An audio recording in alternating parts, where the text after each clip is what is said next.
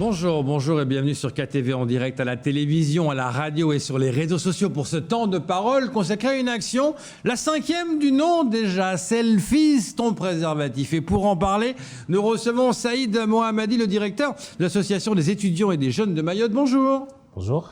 Merci d'être là ce matin. Alors, une opération qui démarre demain, qui va durer jusqu'au 10 février, c'est le Selfies du préservatif. Expliquez-nous cette opération. Alors, Selfies sans préservatif est un concept qu'on a lancé il y a 5 ans du coup. L'idée, c'est tout simple, proposer aux jeunes de devenir acteurs de prévention de leur propre santé sexuelle. C'est-à-dire que on a des jeunes qui passent toute leur journée à se prendre en photo ou à se prendre en vidéo. Autant on s'est dit, pourquoi pas proposer à ces jeunes de se prendre en photo avec un préservatif et proposer des messages de prévention sur leur santé sexuelle. Et pareil, les poster sur les réseaux sociaux. L'idée est quoi? C'est de dire à leurs camarades, faites attention, protégez-vous. En tant que jeune, vous risquez probablement de choper des IST ici et là. Et avec le préservatif aujourd'hui, on sait que c'est le moyen le plus efficace de se protéger des grossesses précoces et des IST en tout genre, donc protégez-vous. La première édition en 2017 avait plutôt bien marché. Aujourd'hui, on est à la 5e édition. On a déjà des personnes qui nous envoient des réalisations alors que la campagne n'a pas encore commencé. Mais ça montre déjà qu'il y a un engouement sur ce concours depuis maintenant 5 ans. Et on est heureux aujourd'hui d'annoncer le lancement de cette nouvelle édition qui débute demain du coup, mais que le lancement officiel aura lieu le 1er décembre, donc à l'occasion de la Journée mondiale de lutte contre le sida. Ça, on va en parler justement. L'idée, en fait, c'est de dire aux gens protégez-vous, parce que c'est vrai que souvent le préservatif, on l'avait vu avec d'autres invités qui nous expliquaient que c'était pas forcément utilisé à Mayotte. C'était quelque chose que on s'en fiche, c'est bon, c'est pas pour. Et là, au contraire, vous dites non, il faut se protéger, il faut faire attention à tout ça. Oui, il y a aussi une difficulté d'accès au préservatif. Il faut aussi le dire. Il y a aussi tous ces tabous qui peuvent exister sur un territoire à majorité confession musulmane, où les gens n'ont pas forcément l'habitude de parler sexualité.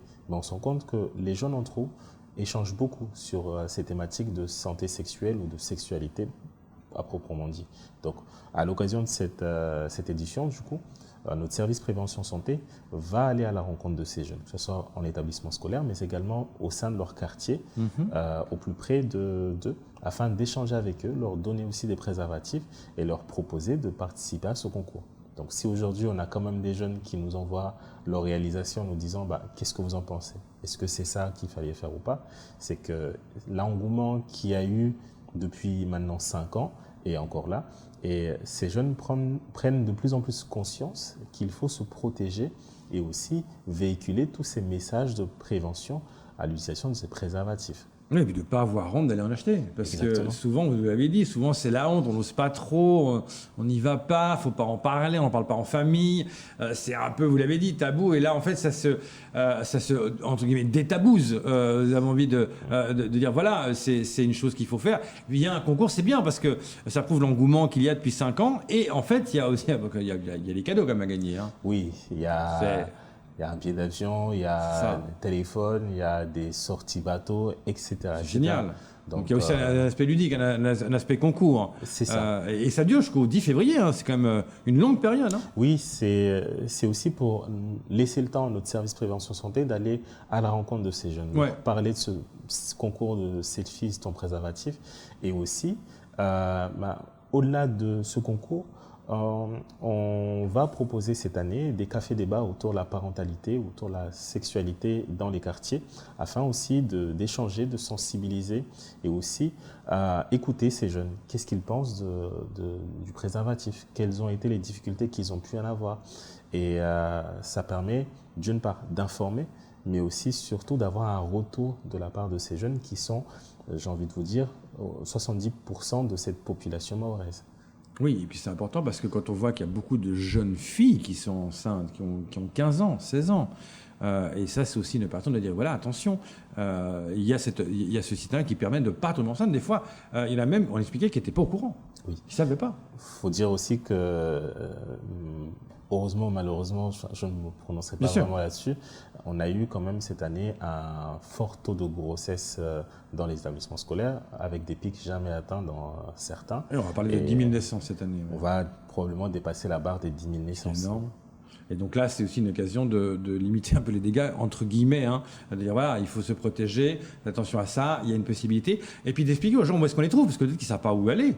Alors il faut aller dans une formation, etc. Est-ce qu'il y a un système plus... où est-ce qu'on peut les trouver, les préservatifs? Oui, il faut aussi, c'est vrai, comme vous le dites, on va informer à ces jeunes où est-ce qu'on peut trouver ces préservatifs dans les établissements scolaires, en infirmerie. L'ARS a mis en place, via la Croix-Rouge, une plateforme de distribution de préservatifs où tout acteur du territoire qui souhaite mettre à disposition des préservatifs au sein de ses locaux peut aller demander des préservatifs. Il faut dire aussi qu'au sein de l'AUGM, par action, donc lorsqu'on se déplace par exemple pour faire des maraudes lors d'événements festifs ou autres, on en distribue au minimum 1200 à 1300 préservatifs, ce qui est quand même énorme. Et ça révèle aussi qu'il y a un besoin en termes de préservatifs sur ce territoire. C'est clair, et quand on n'ose pas, mais quand on propose comme ça, c'est bien mieux et les gens le prennent plus facilement. Évidemment, vous avez raison d'aller à l'encontre de ces jeunes, on va expliquer ça. Et puis, n'oublions pas le 1er décembre. Le 1er décembre, il y a une action vraiment importante qui va se passer de 9h à midi dans la place de la République. Qu'est-ce qui va se passer durant cette journée-là? Alors, à l'occasion du 1er décembre, vous allez avoir, donc 1er décembre dit forcément Journée mondiale de lutte contre le sida.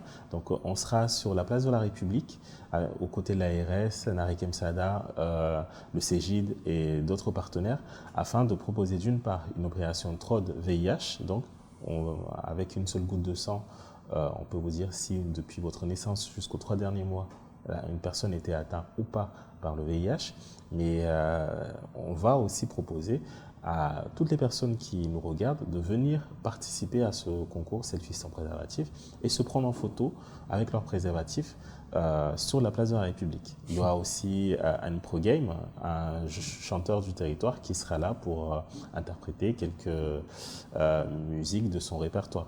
Donc c'est vraiment organiser un événement festif, ludique, autour du préservatif, mais aussi rappeler que le VIH-Sida existe sur notre territoire, mais également d'autres IST, et c'est quand même important de se protéger et de se dépister à l'occasion, pourquoi pas, de ce 1er décembre. Et il faut dire qu'on peut vivre avec maintenant le sida. Ça fait toujours peur, dans toujours l'image qu'on va en mourir, comme dans les années 80, on mourrait après 2 mois.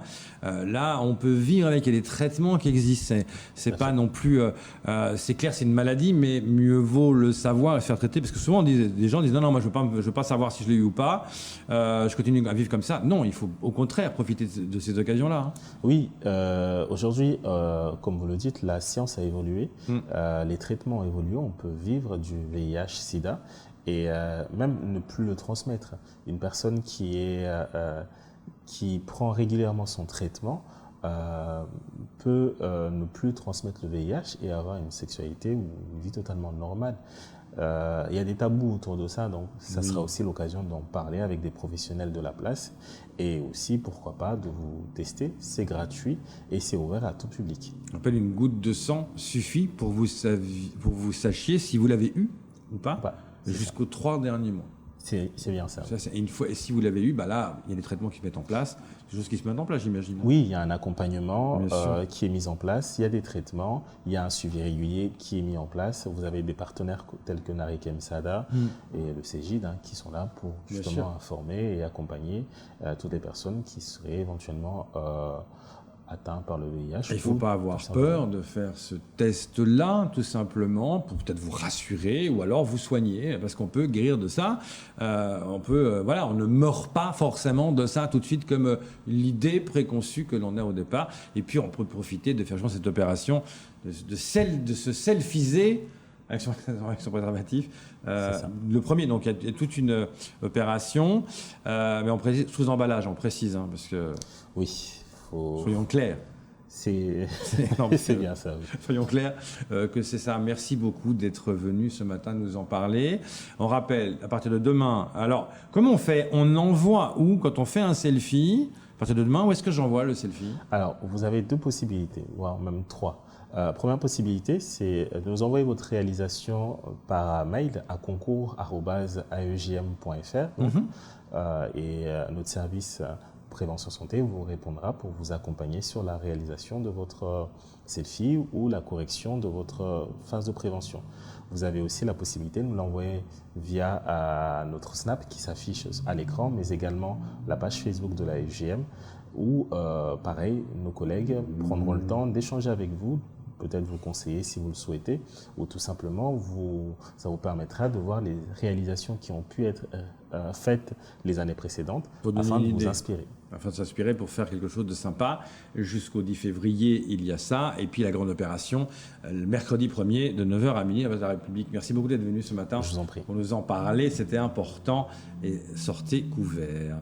Merci beaucoup. C'est tout pour ce temps de parole. Tout de suite, la suite de vos programmes.